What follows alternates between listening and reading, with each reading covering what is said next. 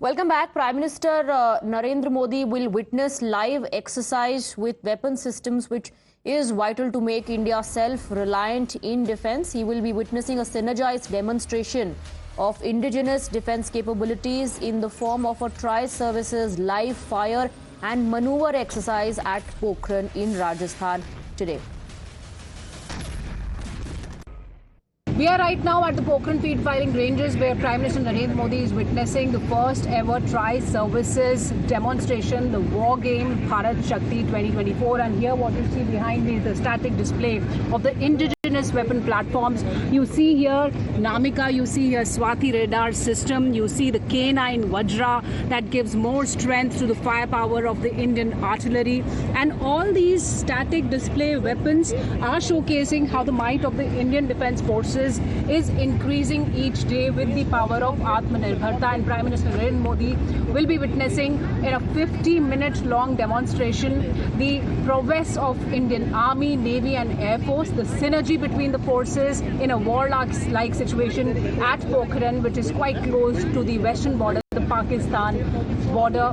And this shows how India is focused to get strong with Atmanirbharta.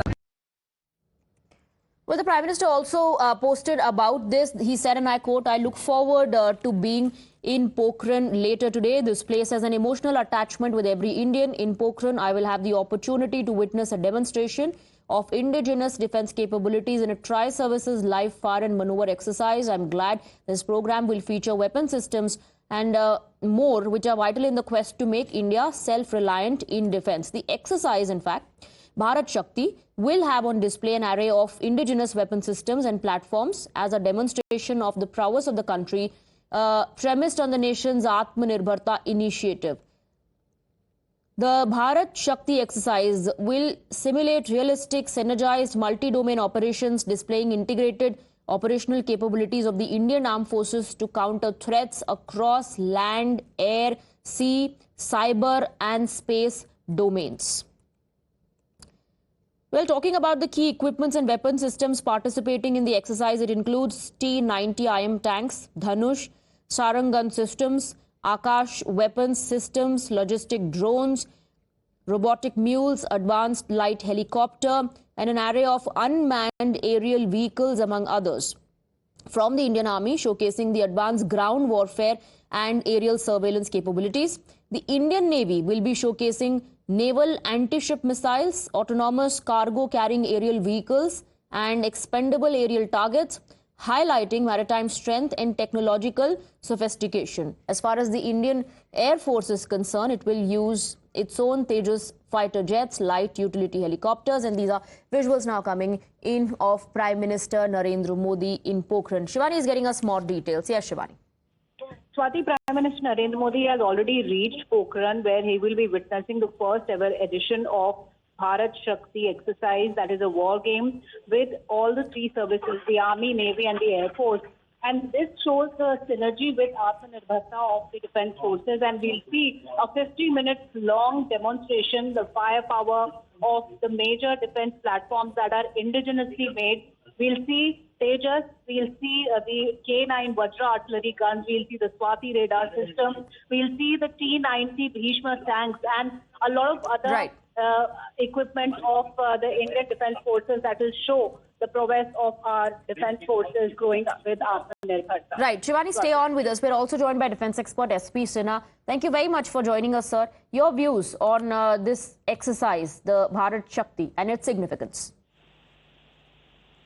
You see, when you show your muscle and show your military strength, then the strategic message goes to the enemies of India, China and Pakistan basically, that the country is prepared, country has a vast inventory of very, very high technology equipment file.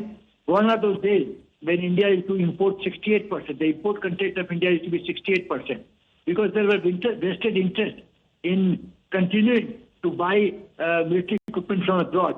Because when you talk of a supply of military equipment, there are two options: make or buy. In make, there's no malai, there's no kickback. In buy, there's a possibility of kickback, and people used to be happy with kickback. But everything has changed after Modi came to power in 2014. the concept of Atmanirbhar Bharat, Swavlambi Bharat, and the way imagine that now we are in 30,000 crores of export of military equipment we are doing. So we were standing at 68% import content. Now we are exporting 30,000, and in most of the equipment in the near future will be made within India. The type of progress we have made, the efficiency that has come in ordnance factories, the type of efficiency which has come in DRDO, it is unparalleled and it has never happened before. So I think the display of military equipment is a display of power. It is display of muscle. It is sending messages to China and Pakistan that things are different now. They cannot take us for granted, and there will be heavy retaliation if they try to misbehave. They'll be punished, and the punishment will be huge and fast. All right. Thank you very much, Mr. Sinha, for joining us on the broadcast and for sharing your perspective and the significance as well of this exercise.